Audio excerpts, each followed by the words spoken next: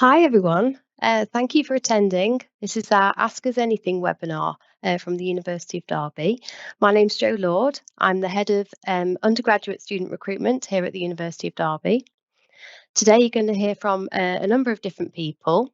We've got David Keeling, who's our senior assistant in our student living team, Mo Mushtaq, who's one of our security team leaders, Rob Fowler, who's our senior student money advisor, Dominic White, who's the president of our Union of Students, Shamim Banu Shokath Hussain, who's our disability advisor, Gemma Plant, who's our admissions inquiries manager, and also from myself, as I'm also covering the parent and guardian section. So I think we'll crack on with our presentation slides. So first of all, we'd like to share with you some of the fantastic accolades and awards that we are very proud to have achieved here at the University of Derby. We've got some fantastic recognition around being top 20 for teaching quality and also our student satisfaction as well. We're top 20 in the UK. And we've got very proud of our graduates and our alumni. 96% of those are in employment or further study. We're also incredibly proud of our halls and student accommodation. They've been voted the best university housing in the UK and Ireland, so we're very proud of that, and they're a fantastic place to choose to live if you want to study at the University of Derby. And we're also carrying out innovative research that's really having an impact across the world. So first of all, we're going to talk to you a bit about our student accommodation. So bringing in David. Hi, my name's David. I work for the student living team here at the university. One of the main roles that we have here is we'll take in all the applications for the halls of residence, and then we'll allocate students into the halls based on the choices that they've put on their applications. So halls, obviously, as you can see, they're a good place to explore your independence, make friends and meet course mates. The halls is generally a very sociable place. So I know when I was in halls, admittedly 1 or 2 years ago now, but it's just a great place for meeting new people, different people from different backgrounds. You may not normally meet in wherever you're from, and I think it just gives you a good grounding for the university life, really. That we have 7 halls of residence here, with different sort of rooms in them, which we'll go into a bit later. You can meet your flatmates prior to moving into the halls. So once you've had an offer and been told which halls you're going into, you can meet your halls of residence online. You'll meet your flatmates for halls of residence online, should I say. And we'll explain that a little bit later too. You can live in the halls throughout your full university years. So if you're here for 3, 4, 5 years, it doesn't make any difference. You can live in the halls for all of that time. All-inclusive bills and the Wi-Fi in there. We feel obviously at the moment with the cost of living and everything like that, having the bills included is just a lot easier way to budget. And recently in the halls of residence, we've had some pretty good improvements to the Wi-Fi as well. So the Wi-Fi speeds in the halls, excellent now, one of the best in the UK. With the rent payments, so the rent payments for the halls paid in 3 installments across the year. The idea is that the student loan should be in your student accounts around, they say around 7 to 10 days before each of the loan installments. So they're due October, January, and April across the academic year, essentially. So you don't have to worry about paying it out in all one go or anything like that. There is a cleaning service in most of the halls. The only one that doesn't is one of our halls, which is Darley Bank. And the reason we do that is that some students have said over the years that they just prefer to have total privacy in their flat. So we don't send anyone into those flats. Obviously, students in there just do that themselves. With the maintenance in the halls, we have caretakers there all week round. So any sort of minor things, you can log jobs online, and anything like that will be dealt with. Anything slightly bigger, we may have to call people out, but the hall manager will always keep you in the loop with anything that's going on in regards to maintenance. Obviously, we have a variety of rooms to suit all budgets. They range from standard rooms, which would have sort of shared bathroom facilities within them, to ensuite rooms, which obviously have their own sort of toilet and shower facilities built into the flat. And obviously, yeah, there's different costs in there. We also have some studio apartments, so anyone who may want to live on their own can do so in those as well. Location of the halls, the idea is that they're kind of in between the main university campus of Kenniston Road and the sort of the city centre. Obviously, we have the different campuses dotted around the halls now, so the halls are in an excellent location, a very short walk into the city centre, all on bus routes as well. So you can obviously get around the city very easily. Residence Life programme is something that we do in the halls of residence.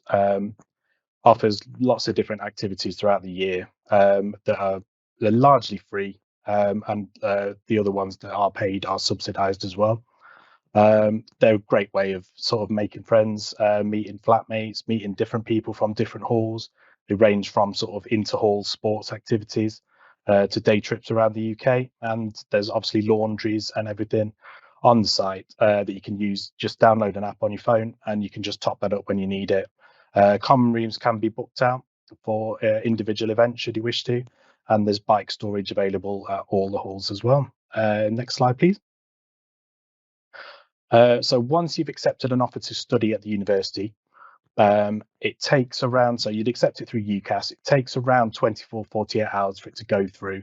And from then, you'd then be able to log into the student application using what would be your student number, which you should get given by the university once you join. It would be the number that starts 100 and then a load of other numbers.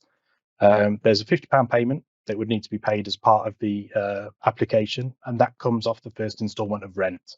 So it's not a deposit as such, it actually goes towards the rent.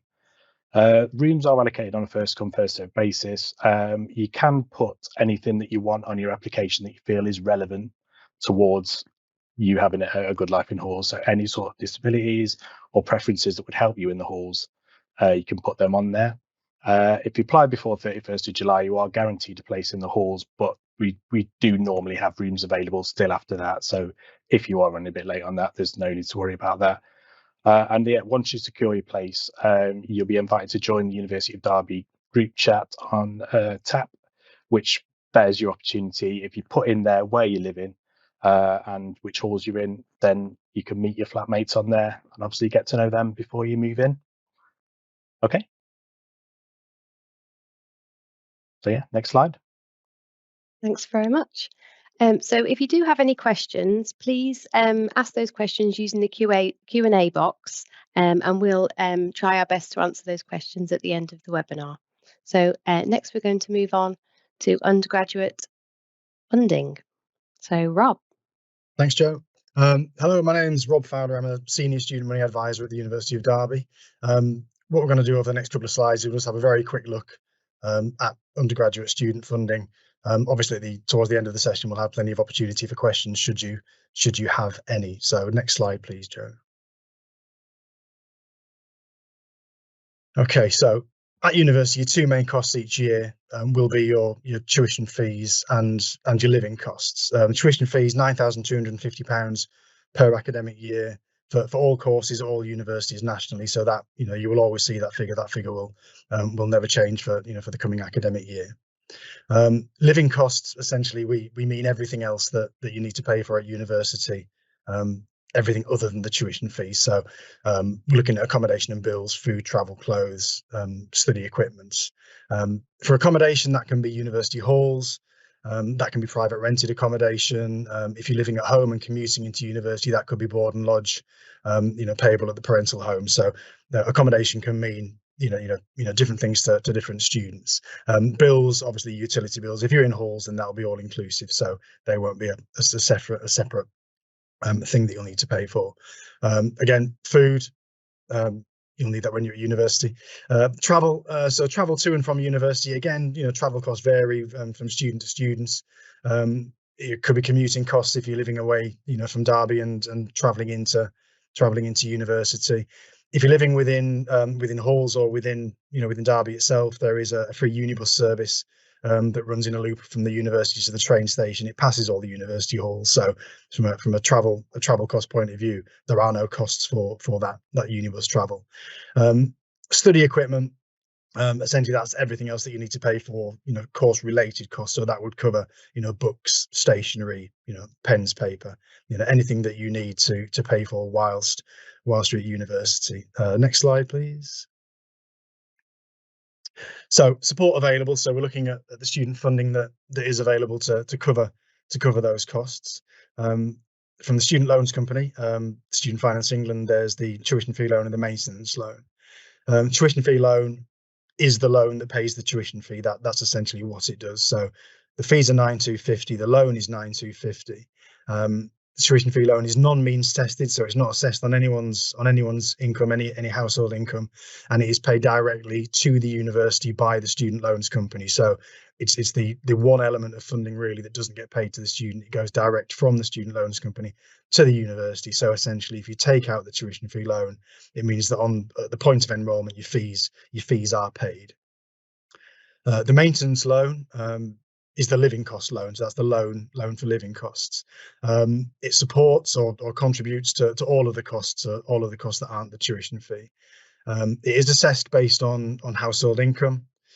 If you want to get an idea of what your maintenance loan would look like for your circumstances based on your own household income, then there is a useful calculator on gov.uk.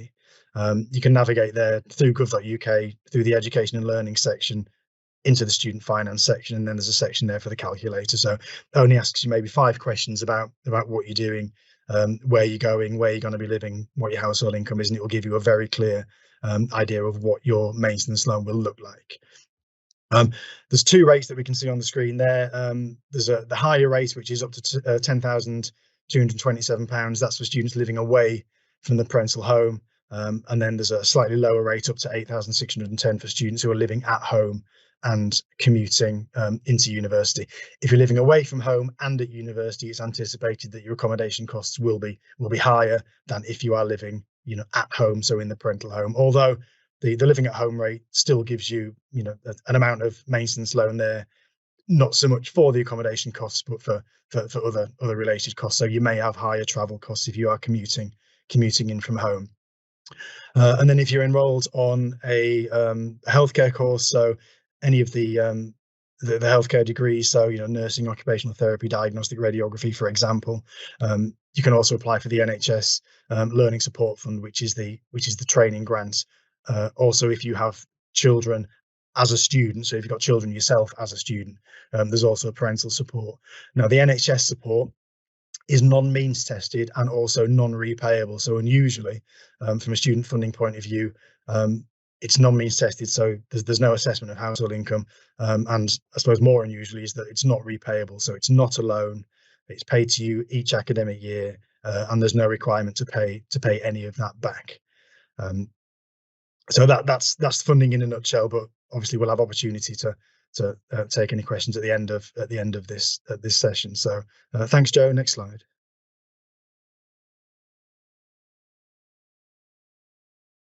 Okay, great. Shameen, you're going to talk to us now about the student support available. Hi, next slide, please. Thank you. I'm Shamim. I'm a disability advisor. I'll be talking to you about the student support services. It is a pastoral supports that we provide to students. Under the student support services, we have 3 key teams. The first one is the student life team. We do have a team of staff who are very friendly and approachable. You can reach them out through the student contact form. We have a dedicated phone line and student services. And anybody who wants to have any kind of an interactions, they can reach through us through a student life team. And we also provide students a lot of self-help resources and packages. We do understand joining a university is exciting, but as well as this is daunting. So you may have some kind of emotional, stressful situations in your university life. So we do prepare a lot of self-resource packages for the students. For example, it include exam stressful process. If you may have some presentation strategies, and we do put a lot of stress management strategies for students under the self-help resource packages. And also we conduct a lot of university life workshops along with the library team, which include conducting for students student life skills and study skills workshops for the students, which could be helping so many students to engage in the university academic life. And also, if some of the services which we also signpost to the other teams externally as well as internally. And we do have a second team, that is a counseling and mental health team, who are experts in counseling, and we do have a mental health practitioners. And the services that we offer under the counseling and mental health teams is free. We often provide students a counseling and clinical appointments. We do understand after pandemic, we did have so many students come to this counseling and mental health referrals. Under that, we provide the counseling services to the students, and in case if they need any specific strategies for the social and emotional well-being, we do offer mental health practitioners referrals, and also external support agencies will be in place. And we do have a Talk Campus Camp, which is 24/7 instant support for peer-to-peer, and it is anonymous, and it is a global mental health support for our students. And so many of our students already got benefited from this app. It is available in Android and Apple markets. And also we do provide safeguarding concerns. We do believe in University of Derby staff and student well-being, and in order to tackle the students with complex issues, if they have any kind of a safeguarding issues, we do have a complex case manager who works on the safeguarding concerns of our students. Next slide, please. Then the third team is dedicated disability services team, which we have a group of disability advisors who have in-depth knowledge on disability and have a practical experience with the students. And under the disability services, a student who has declared the disability and who is not declared the disability can reach us out. The student who has a physical health conditions, mental health conditions, anxiety, depressions, and long-term medical health conditions such as diabetes, hypertensions, they could reach us out to get the support plan. And support plan is a reasonable adjustments that we put for the students during their university life. It is tailored to individual students. Based on the students' needs, we tailor the plan, and based on the individual student disability, the plan is done in such a way that it accommodates their needs. It includes providing the inclusive learning environment for the students in the university, and examples providing some specialist equipment and so on. And also our group of disability advisors provide you an advice on disability student allowances applications. It is applicable for a UK resident students, and through this involves a lot of process and documentations. So our group of advisors from the disability team support you on the application process, and this support is ongoing, and the support is always reviewed by the disability advisors as your conditions progresses. If there is any changes happen in your university life, the disability advisors would be in touch with you in order to make necessary changes in your support plans. And under the disability student allowances, students are also eligible to get specialist equipment, assistive technology softwares that can make their university life easier. And also the disabled student allowances provide a non-medical helper support that includes study skill support, mental health tutor support if a student has emotional and social well-being issues, and they would be supported by the non-medical helpers. And sometimes what happens, potential students reach us out without any kind of diagnosis and assessment report. We do conduct specialist learning differences screening process. It includes screening for dyslexia, dyspraxia, and dyscalculia.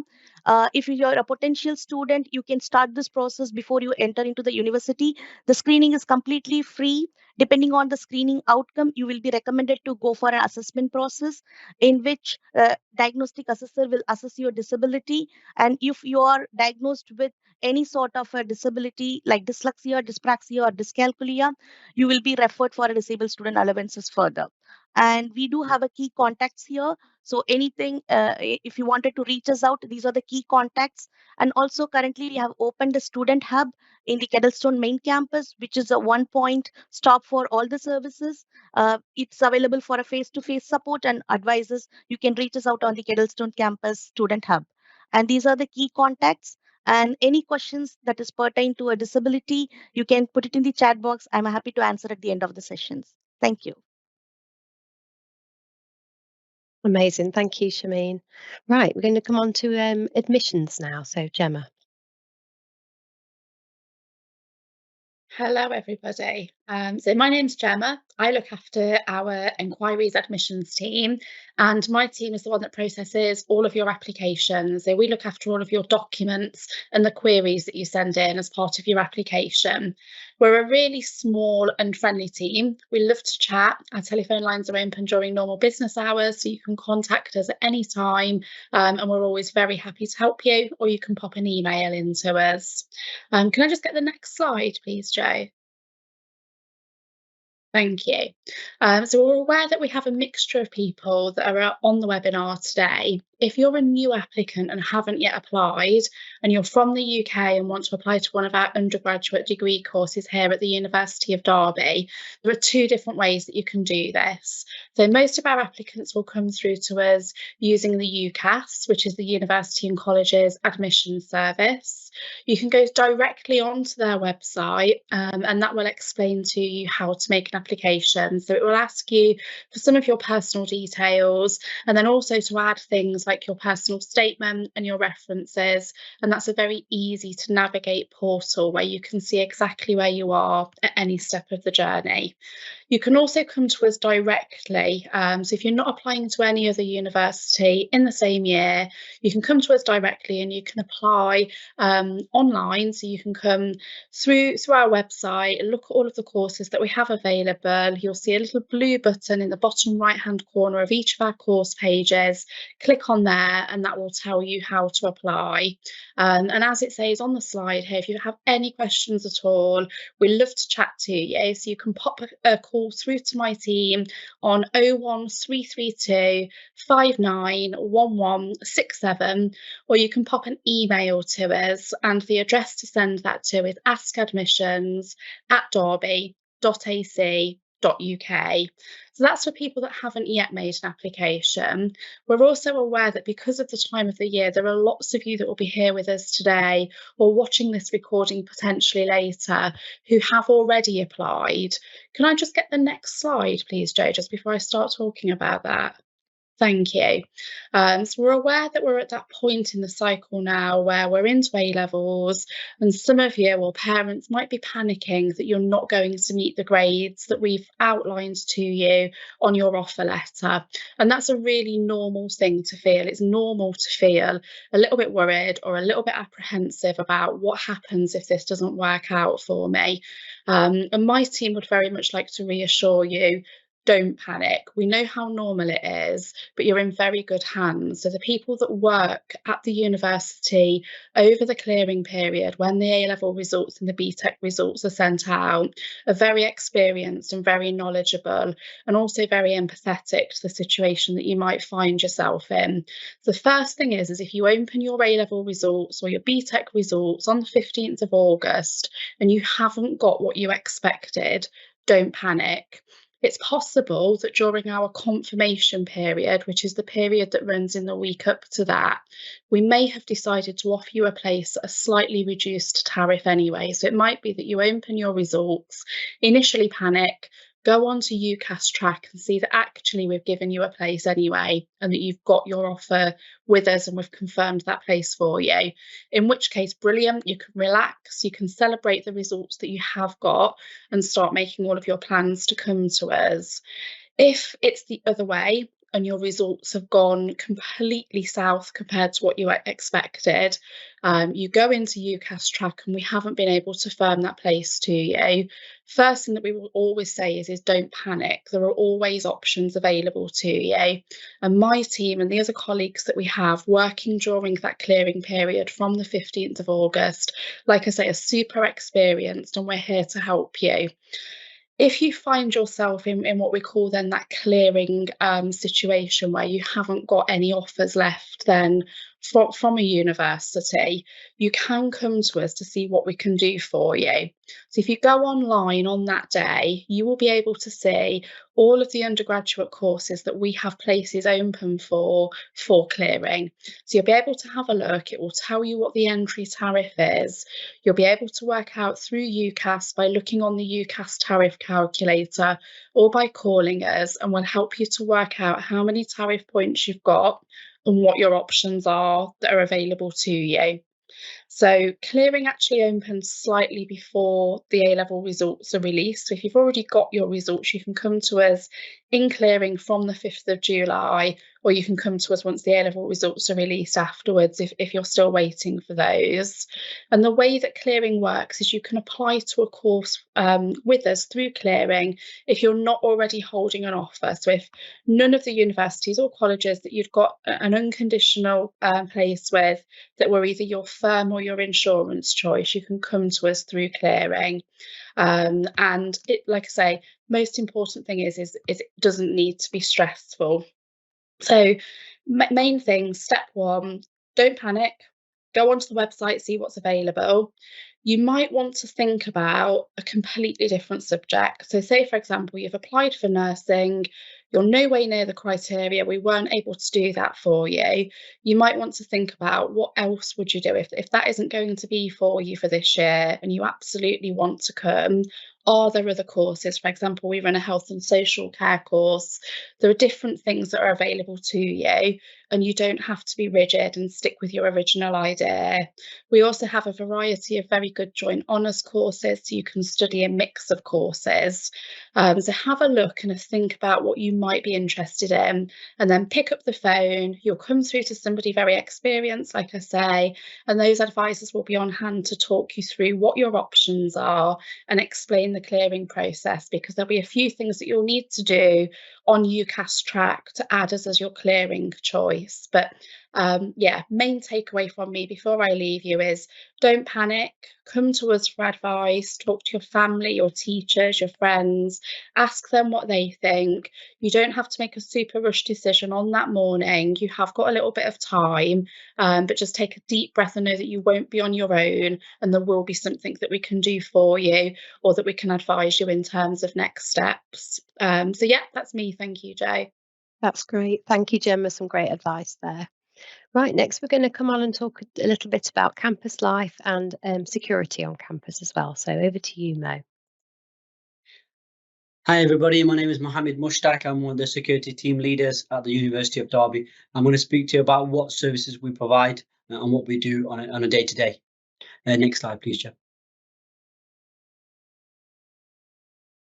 So our security team are always on hand to provide support, and we ensure we're always at main reception to meet and greet our visitors, staff and students to ensure that they are safe on and around our campuses.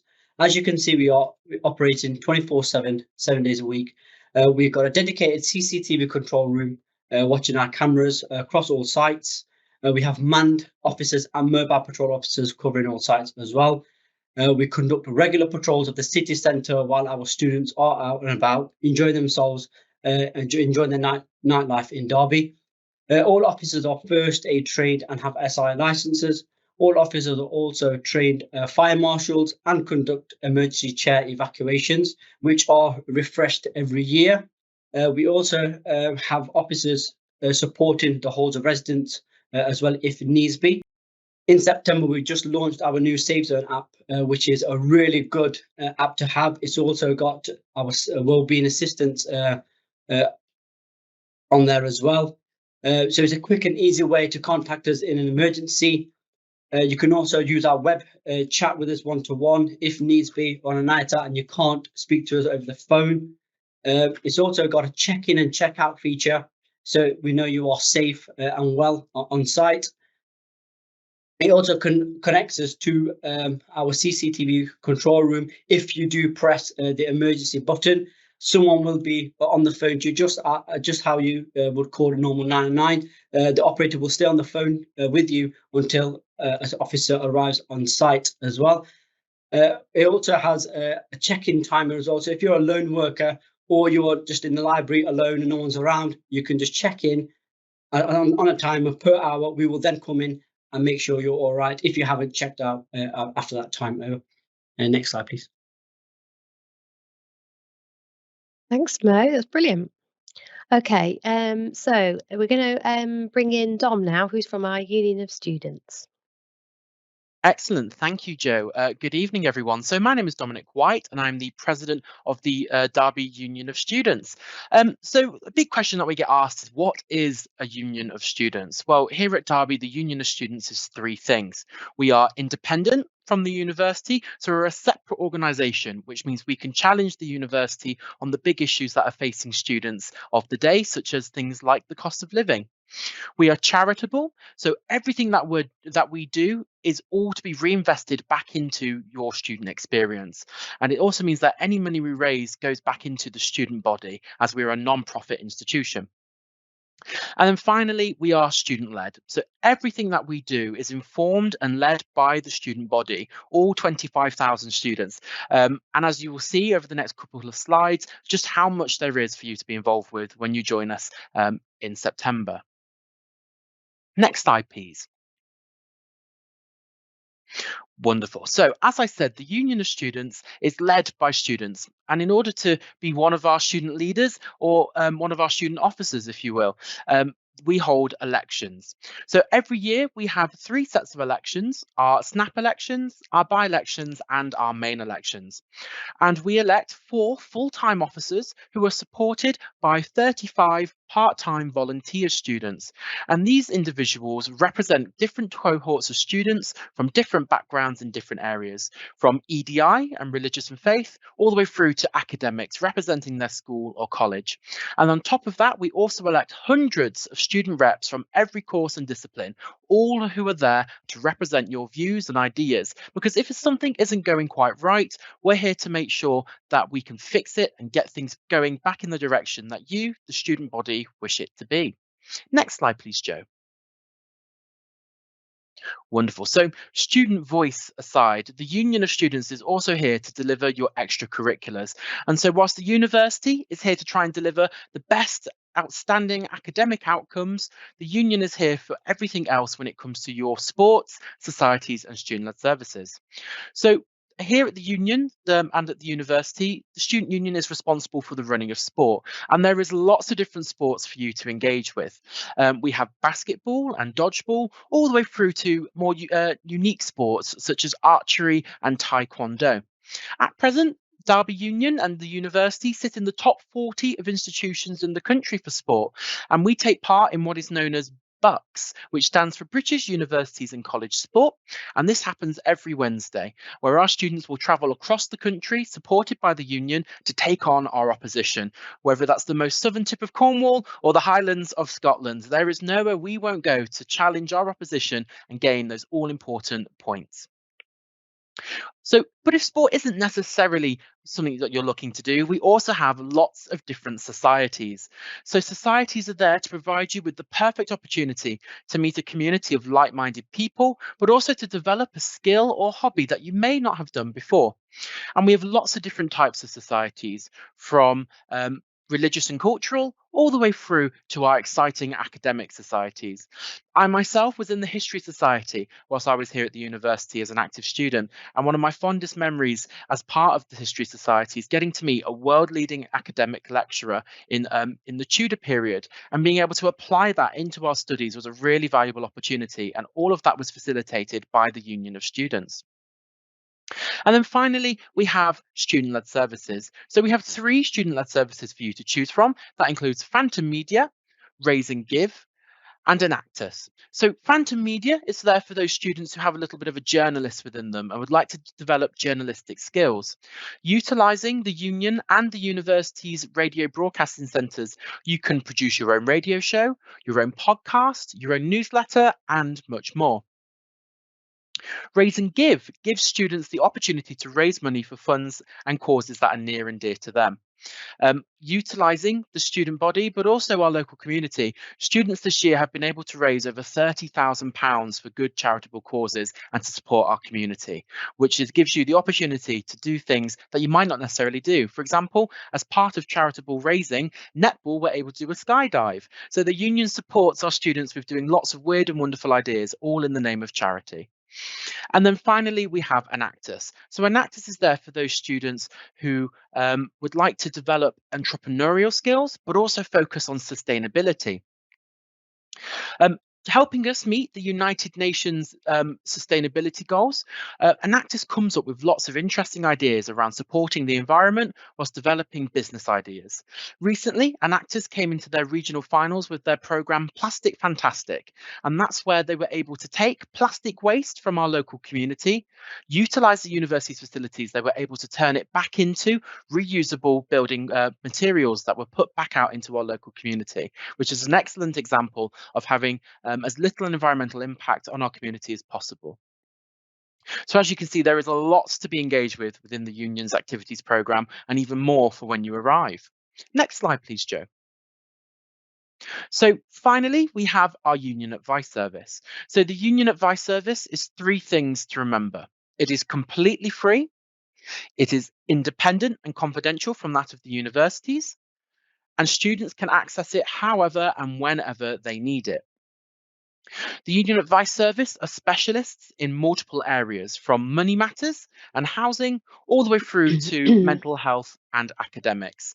The Union Advice Service is there for students whenever and however they need it, especially when we're in our difficult exam periods, or they just need a little bit of a point in the right direction because they're feeling a little bit lost. The Union Advice Service provides support to students all year round in any format that they may need it.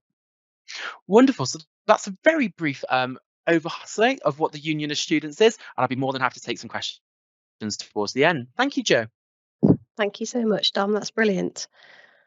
Okay, so the next part is really for any parents or carers or guardians who might be listening into this webinar.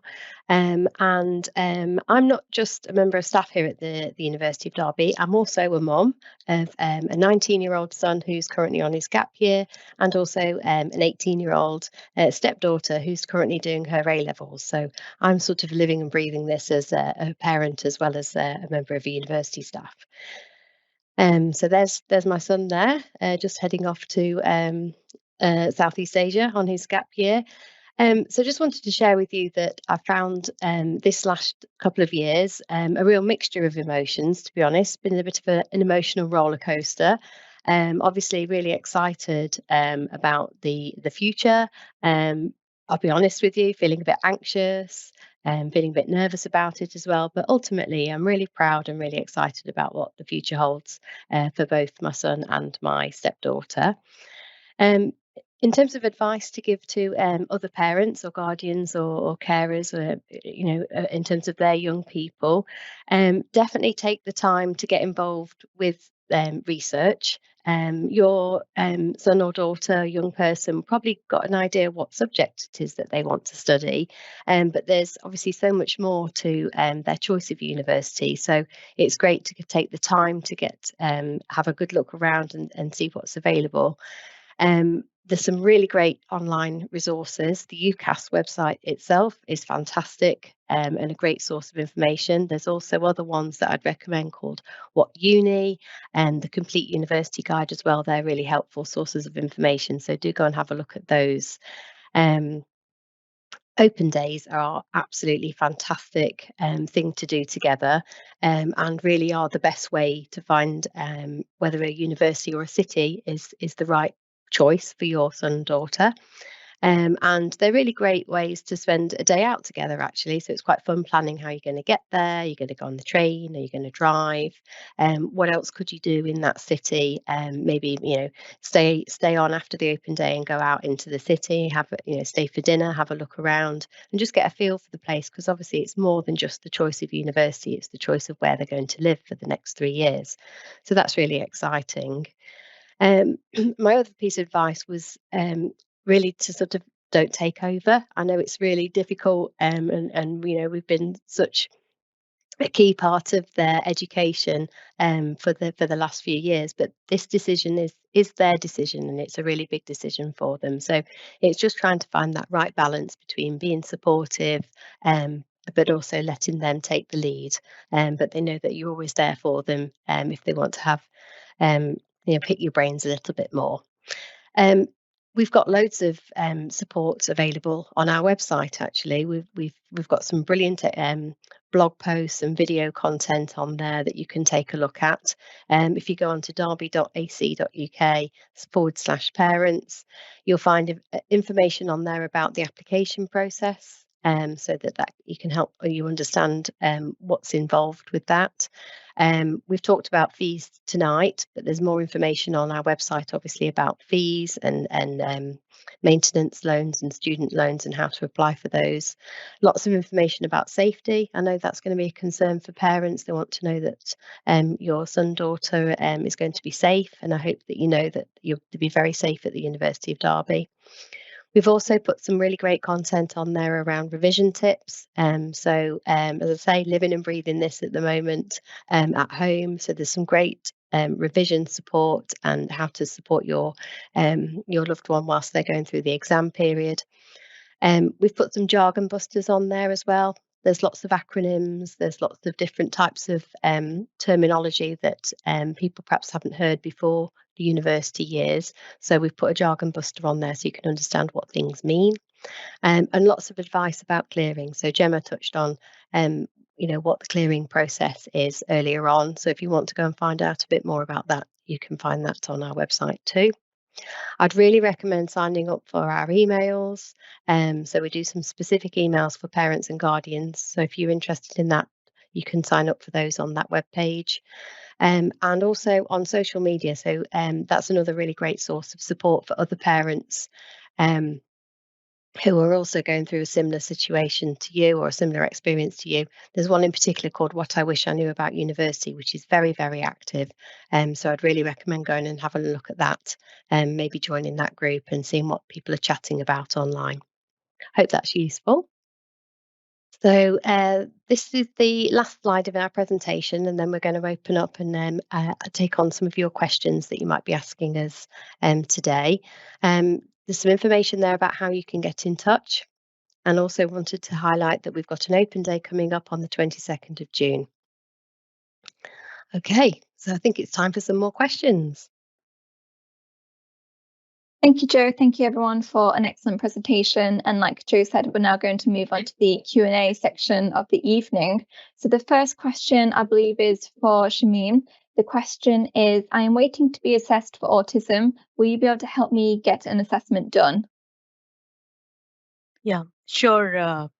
Sure. Thank you for that questions. In relation to autism assessment, national wide there is a shortage of assessment. So I would recommend you to go for a right to choose assessment for autism adults, where you can choose your healthcare provider who can do the assessment. So that would be the short way of going for it. And however, there would be a first step. You can meet a GP to do the screening done, and the GP also can do the assessment referrals. So that is now available for the UK residents and even for the international students. But however, for the waiting list is long. That is the reality here. So we would recommend you to go for a right to choose autism assessment for adults, in which you can choose your own healthcare provider for assessment. I hope I answered your question. Perfect. Thank you very much, Shamim. We have another question that I think might be for Gemma, but if you can't answer it, Gemma, feel free to pass it on to someone else. The question is, what time do lectures generally take place? Do they allow for students travelling in by public transport? And are Wednesday afternoons generally kept free for clubs and societies? Again, I'm not sure if this is a question for you or maybe Dom. We might be able to tag team this one between us. So my understanding is that lectures can take place at any time across the day. Timetabling is usually done to confirm what an individual timetable would look like only a few weeks before students come to us and start. So it's really difficult to say, for example, that you're, I don't know, going to be coming to study nursing with us and your timetable will look like this, because we don't know ourselves until we know how many students are coming. So timetabling is split across the week. And my understanding, Dom will back me up on this one, I think Wednesday afternoon is our books afternoon, and that's when we have time available for sporting activity, which is a really important part of the week. But I think you may want to go to Dom for that one. I appreciate that the answer doesn't really answer the question, but we can't at this time of the year. So timetabling is a really tricky one. I can try jump in there if I try and Thank answer that you, together, John. Gemma. So Thank you. Gemma is correct. At this time of year, it'd be difficult to predict what timetabling would look like. However, traditionally, the university has tried to keep open where possible Wednesday afternoons for sport, if and when able. This isn't a guarantee, however. As a union, we have an agreement in place with the university where students are able to have an absence form. But with that comes obviously the obligation of, if you are missing or having to be excused from a lecture to partake in a sporting fixture, you have to have an agreement in place through that agreement that you have with the union, that you will maintain on top of your work, that any lectures missed will be made up for within an agreed period with your lecturer. So it's very much so the case of, whilst a lot of students do tend to have a Wednesday open, for those, a lot of students don't. So for those who don't, there is opportunities there to continue to take part in book sport. But again, it just comes down to, if you are excused, there is things in place that we need to think about to make sure you're staying on top of your studies. As great as it is taking part in extracurriculars, your studies are extremely important. Thank you both. I think you answered that question very well. Our next question is around enrolment, when it takes place, what Freshers Week can look like, what the Welcome Week can look like. So again, I think this might be a question for you, Don. Of course. So Freshers and Welcome Week is an exciting opportunity, and it tends to happen over a 2-week basis. And we have a little bit of everything going on, from welcomes and big party evenings, all the way through to more quiet activities such as walks in the local countryside, book clubs, and of the such. There's a little bit of something for everyone. During Freshers Fair in particular, it's a great opportunity to meet all of our student groups, whether that's sports, societies, or student-led services. And it's an opportunity to speak to our student groups, see all the activity to get up to, as well as their Give It a Go sessions. So for example, getting to go along to Warhammer and paint some of their icons, or going and playing football. There is lots of different types of activity, both nightlife but also day life, to support as many different types of students as possible. Brilliant, thank you, Don. Our next question, I think, was around accommodation. So someone has asked, when will we get confirmation of accommodation? I have a provisional accommodation, but it's not official. And when or if are the communal spaces cleaned by students, or are there cleaners that come by monthly? Okay, so yeah, we're going to be sending out the full offers of accommodation, hopefully in the next couple of weeks or so. If not by the end of May, then we're going to be sending them out early June. We're just literally waiting for them to be signed off at the moment. As soon as they are, we'll be sending them straight out. In regards to the cleaning, there's actually cleaners that come around once a week, and they'll clean the communal areas of the flats. Other than in Darley Bank, as I said earlier, Darley Bank doesn't have its own cleaners, so the students would be responsible for cleaning the flats in Darley Bank. But all of the other halls, they'll have a cleaner that will come around once a week, and they'll clean the communal areas of the flat. Thank you, David. I believe the next question might be for Shamim or perhaps Don. Someone has asked, if a student is struggling with coursework or an assignment, what support is available? Okay. Dam, you wanted to go or shall I? If you want to jump in, I can jump in after. Yeah, sure. Thank you. If you're struggling with the coursework or assignment, you can reach us to the disability team and student life team, and we do find, like, we will meet up an appointment with you online or in person, whatever preferred mode you want, and we would understand, like, what is the need that, what is the reason that you are struggling. Is there is something that is related to your mental health well-being? Is it anxiety or depressions, or you're very anxious about your situation? Is it due to stress?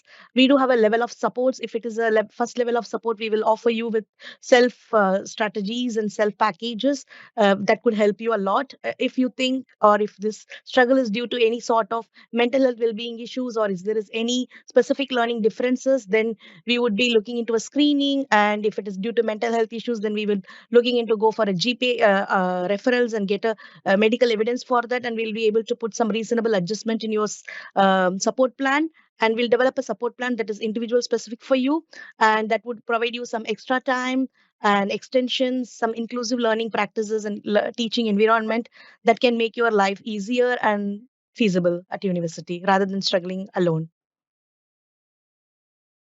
Thank you, Excellent. Shamim. Do you have anything to add there, Dom? I do. So when it comes to the Union of Students, we offer support in many different kinds of ways. For example, our own Union Advice Service covers a lot of support when it comes to that advice and guidance, especially if a student is to receive, for example, an academic offence, which sounds scary, but I promise it isn't. And a lot of students in their first term get one, especially as they integrate into university life and figure out how to do things. But what a lot of students don't also realise is that when they come to the university, they also receive from the Union of Students a PAL leader. So that stands for Peer Assisted Learning. So every first year or foundation year student receives a PAL leader from their area of study and discipline. And this is a PAL leader is someone who is someone in their second, third, fourth, or fifth year of study. And they're there to provide you with lots of hints and tips around what's the sort of best practice. How should you be staying on top of all of your readings, all of your assignments? And sometimes if they come from your own study, it's a great opportunity to listen to some of the challenges that you may be facing, such as, in your next semester, you'll be doing a presentation. So maybe start thinking around the topic that's coming up or some of your presentation skills that you might be learning in your lectures. So PAL leaders are an excellent way of keeping ahead of the curve, but also integrating into university life a little bit easier.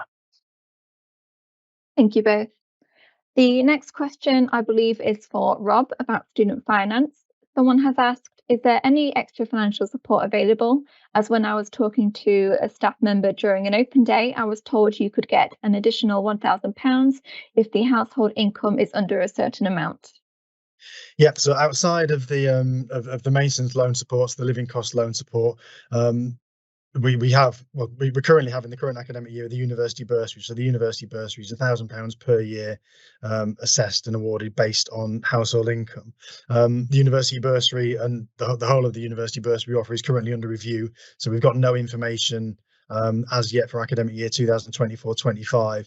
But if you keep an eye on the university website, if you do a search on the word bursary, then it will take you to the bursary pages. So at the moment, the current bursary offer is published and live on the university website for the current academic year 23-24. They're all under review. So as soon as they have been reviewed and as soon as we know what the bursary offer is for next academic year, that will be published. So just keep an eye on the website, and as soon as the new information is available, it will be published. Thank you, Rob. I think I've got another question for you as well. Okay. Someone has asked, what happens if student finance for my tuition fees isn't in place for the start of term? Will I need to pay the fees and then reclaim later? Okay.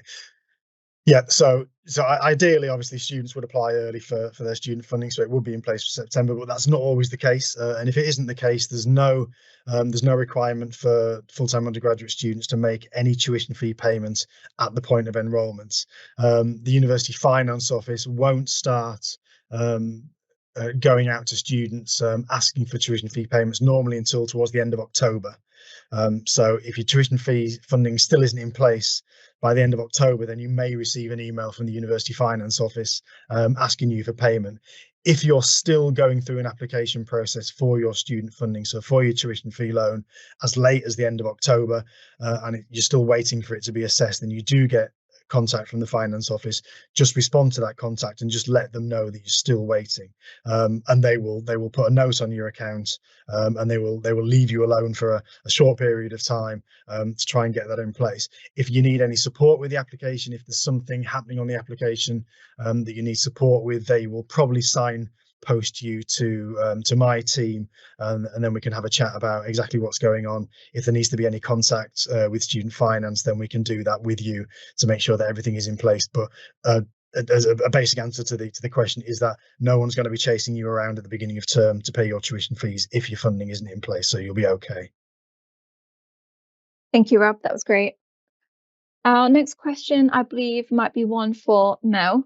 Someone has asked, is parking available for students at the Kedleston Road campus, and how much is it?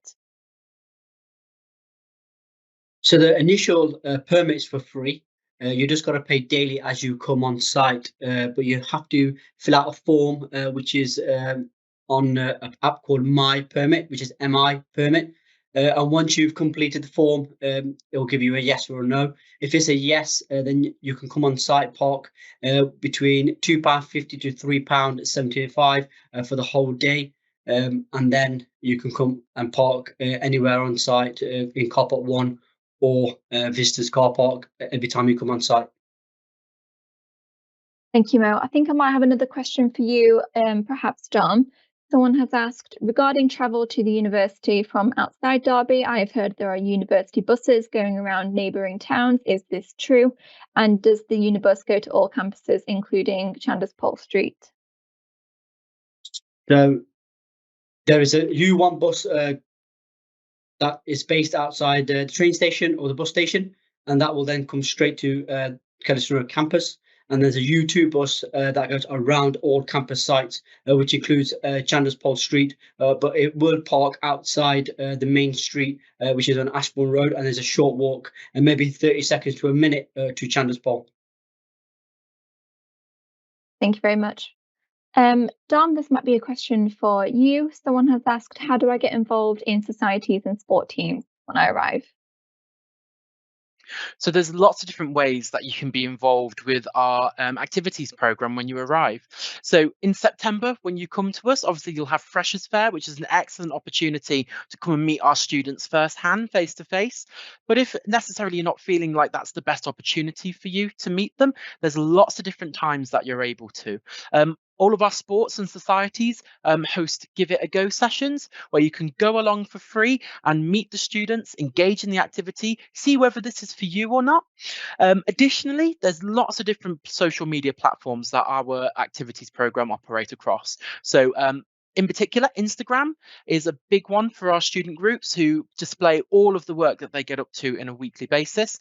But you can also find all of those links on our union website under the Get Involved tab, which has all of our sports, societies and student-led services, including their emails, their social media handles, and all of the work that they've been up to recently. Thank you very much, Dom. This question, I believe, would be for Gemma, but she's having technical issues at the moment. I'm going to go to Jo for this one. Someone has asked, I've been given health and social care as an alternative course, but I would prefer to do something else. Is that possible? Okay, yep, that's a really good question. So yes, sometimes we do make an alternative course offer when perhaps you haven't got the predicted grades or the achieved grades for the courses that you have applied for. And that might be a similar subject area that would have opportunity for you to become, say, for example, a nurse, just through a slightly different pathway. But if that isn't the course that you think that you want to do, it's absolutely fine. Do get in touch with our admissions team. So Gemma's team, get in touch with us through Ask Admissions at Derby. And we can absolutely talk to you about other courses potentially available to you, obviously again based on your predicted grades or achieved grades and other work experience you might already have. So yeah, absolutely, yeah, talk to us about what else you're thinking about studying. Perfect, thank you, Jo. This question will be for David. Someone has asked, when is moving in day for accommodation and living at halls? Okay, so the main weekend is across where it'd be the 15th, 16th, 17th of September. But what we'll be doing later in the summer, we'll be sending out the opportunity to book an arrival slot at the halls. So it'll be from essentially the start of September onwards, really, you'll be able to book an arrival slot at the halls. But the majority of the students would probably be arriving across the weekend of 15th, 16th, 17th of September. Thank you, David. I think we might be able to squeeze one more question in before time's up, and it's for Rob about the NHS bursary. Someone has asked, when is the deadline to apply, and is it optional? It's all funding's optional. It's there. You can access it if you want to, but there's no requirement to access it. The application for the NHS Learning Support Fund, it opens a little bit later than Student Finance England, because to apply for the NHS funding, you have to evidence to the NHS that you are eligible for and in receipt of, or you've been awarded your support from Student Finance England. So it normally opens around June time, so it might only be a few weeks away. Because it's non-means tested, it's a very, very quick process. They just need to know you know who you are. You just need to provide evidence of your student funding. Normally, they just need the barcode from your Student Finance England award letter, and then it's awarded and assessed very quickly. Because, like I say, there's no requirement for any means testing or anything like that. If you want to have a look at it, if you want to have a look at the application itself, if you go online, if you Google NHS LSF, or if you just search for the NHS Learning Support Fund or the NHS Training Grant, any of the keywords, it will take you straight there. So you can apply for that. It's non-means tested. It's not repayable, so it's £5,000 a year as a training grant. You don't have to pay it back. So if it's there and you're eligible for it, then obviously we'd always advise you to take it. Thank you, Rob. And that brings us to the end of the webinar. If you've not had a chance to answer your question, please feel free to get in touch and our teams will be there to help you. Jo, would you like to say final goodbye? Absolutely, yeah. So thank you very much for listening to us. I hope we've answered as many questions that you've had. And do keep sending us those questions. If you've got any other concerns or things that you want to find out a bit more about, you can always get in touch with the university. There's lots of information on the screen about how you can get in touch with us, or you can give us a call. We've also got another open day coming up on the 22nd of June. So again, another chance to come and visit the university, and we'll all be on hand to answer any questions that you've got. So I think that's everything we wanted to share today. Looking forward to meeting you all as you start with us in September, and wishing you all a great evening. Thanks very much, everybody. Goodbye.